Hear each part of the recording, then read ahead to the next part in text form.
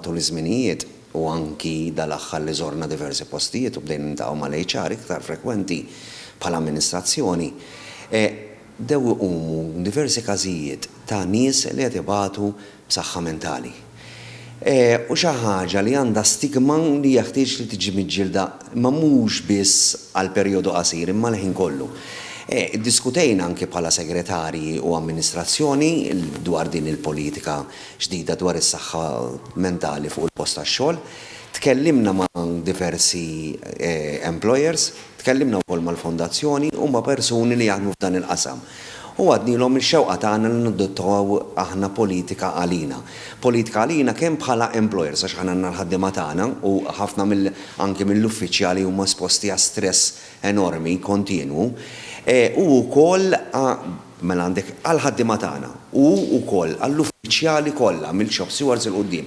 U għamilna proċedura kif anki inti tista' tinforma, kif titkellem, kif tindentifika dawn l-affarijiet kollha. Iddiskutejnija ma' qasam wiesa ħafna biex naraw li nadottaw politika tajba, u mbagħad ġiet diskussa fis-strutturi interni tagħna.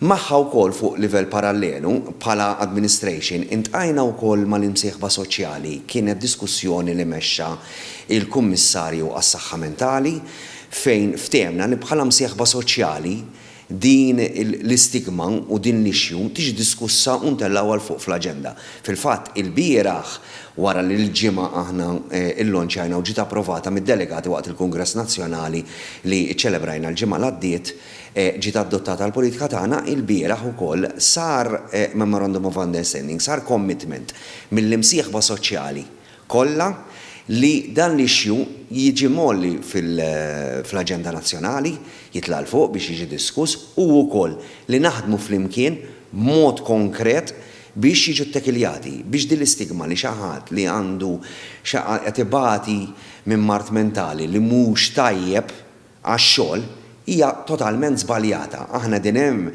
biex ngħinu u wiżnu l-kulħadd. L-ħaddiema u membri tagħna ma rridux karità, aħna rridu xogħol produttiv, però jeħtieġ li f'dawn l-okkażjonijiet il daw in-nies ngħinuhom u ngħinuhom mod prattiku. U anke aħna bħala organizzazzjoni riġna din il-politika biex nibdew mixin hija l-ewwel organizzazzjoni li għandha din il-politika bħala trade union li tadotta din il-politika dwar is-saħħa mentali fil-postijiet tax-xogħol, imma huwa l-bidu. Fil-fatt huwa ppjanat li għal Novembru l-uffiċjali tal-union jibdew jitħarġu biex jieħdu kors u taħriġ fil-First Aid Mental Health First Aider.